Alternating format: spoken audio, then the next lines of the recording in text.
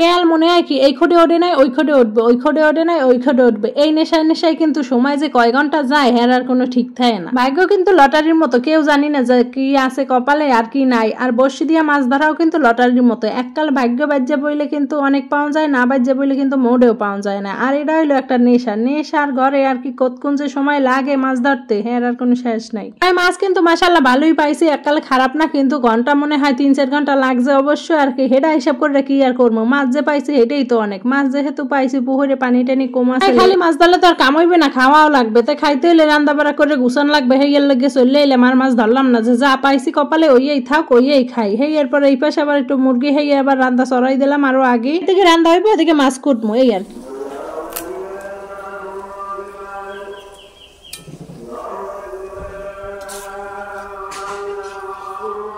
কি। খাও?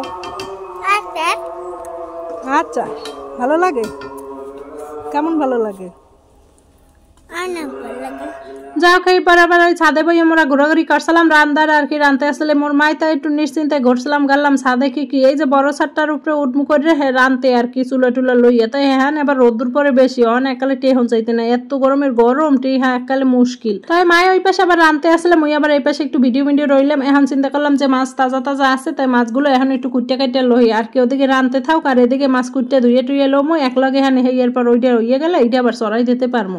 এমনি রানতে আইতে 12টা বাজে গেছে, ওই মুই মাছ ধরতে ধরতে 12:30 বাজে গেছে। তাই রান্তারও তো 12টা বাজে গেছে, এত দেরিতে রানতে আইলে এরপর খাইতে খাইতে তো এককালে বিয়াল বা আসর হইয়ে যাইবে। তাই এই পাশে মাছ যা পাইছিলাম এই কুটে কাটে লইতে আসি, এই দেখছেন কি সুন্দর লাফাইতে আসলে মাছগুলা। তবে কথা হইলে এই মাছগুলা খাইতে যা লাগুক না লাগুক করতে ধুইতে এরপর ধরতে হেইয়েতেই অনেক মজা, হেই ভালো লাগে। তাই চিন্তা করলাম এই পাশে বই আমি মাছ কটা কুটে কাটে ধুয়ে টুয়ে গুছাইয়া দেই, মায় আবার হেই পর রান্ধে হালাইবে। হ্যাঁ তাই সাদইতে যেহেতু রানতে আসলাম হেইতে মনে হইতে আসলে আর কি যে বোন ভাত খাইতে আসি, বোন ভাত। আবার আমেরা কইবেন কি বোন ভাত কি খাইতে আছে আর কি, মোরা ছোটকালে যে নিজেরা রান্ধে বেড়ে খাইতাম না আর কি, দাঁড় দূর টোহাইয়ে কেমন কেমন করে জানি খায় না ঘুরে গড়ায় আর কি, মোরাও তো খাইতাম। হ্যাঁ আর কি মনে পড়তে আছে আমরা কেডা কেডাই বোন ভাত খাইতেন হ্যাঁ কিন্তু কমেন্ট বক্সে অবশ্যই জানাইয়া যাইবেন। আর এই পাশে মোর কিন্তু গোস্ত রান্দা প্রায় হইয়া আইতে আছে, তাই এখানে রান্দা বাড়া চলুক আর ওদিকে মুই মাছ টাছ ধুইয়া গুছাই গেছে আই। তাই একজনে আবার কচু দিয়া গেছিলে আর কি, কচু দিয়ে গেছিল বলতে রান্ধে খাইতে, গুড়ি কচু আছে না হেইয়া দিয়ে গেছিলে। তাই হে গুড়ি কচু দিয়ে গেছিলে হেইয়া আবার একটু রানতে আসলাম একালে গুঁড়া মরিচ টরিচ দিয়ে, গুঁড়া মরিচ বলতে কি টালা মরিচ টরিচ দিয়ে রানলে কিন্তু এককালে জমের মজা লাগে। এরপর একটু এই রান্না প্রায় শেষে হেন মনে পড়ছে একটু তেঁতুল দেই, ওই গলা ধরবে না এরপর যদি ধরে হেলে গল্প একটু তেঁতুল হালাইয়া দিলাম। আর এখানে হইলে ওই যে গুঁড়া মরিচ করলাম না আর কি, হুকনা মরিচ এই টালাটা গুঁড়া করে আর কি টাইলে গুঁড়া করে হেয়ার পর দিতে আসলাম। এই মোর কিন্তু কচু রান্না কিন্তু হয়ে গেছে, এখন এই মাছের পালা, কারণ এই মাছ আর কি ধুয়ে টুয়ে গুছাইয়া আনছিলাম।